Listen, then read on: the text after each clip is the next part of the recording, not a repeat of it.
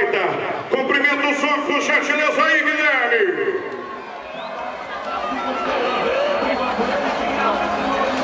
Recepção, hein? Colírio para meus olhos, barulhos para meus ouvidos. Quer ver uma coisa, Tamires? Cumprimento as mulheres. Mostra a mulherada para os homens aí como é que é.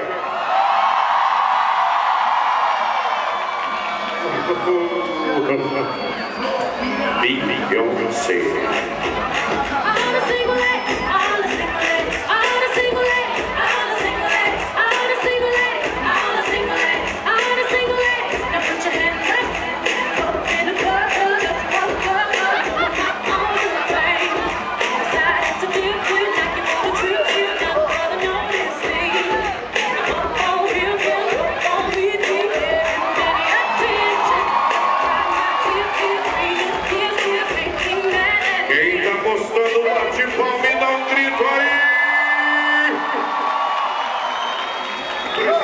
Quando eu vejo uma mulher humilhando o homem na parte do amor, eu apoio ela. Eu gosto que pisa mesmo.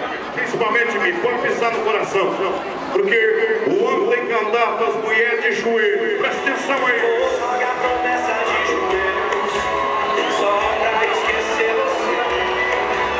Vou passar os dias lá na rua, eu não quero mais te ver. Vou falar pro meu coração para ver o que der. Pra não morrer de paixão, não quero mais esse. Vou te aplaudir. Presta atenção. A gente, quando começa o rodeio, a gente faz as nossas preces. O mundo animal também a Deus agradece.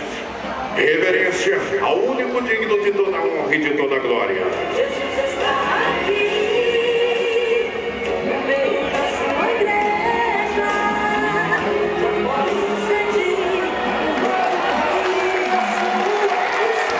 Dá um grito bem forte aí!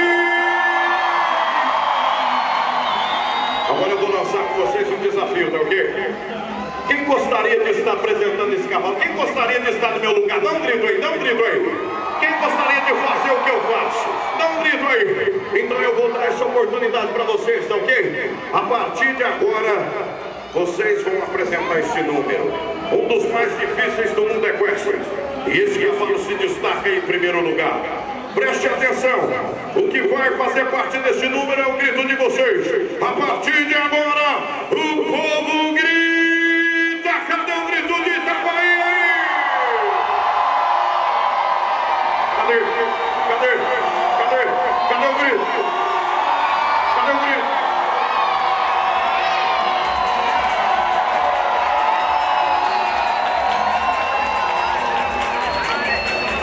Quem gostou, bate palma, cumprimenta eles. Pode aplaudir. Ô Guilherme, essa daí, Guilherme, que é a última noite, segura.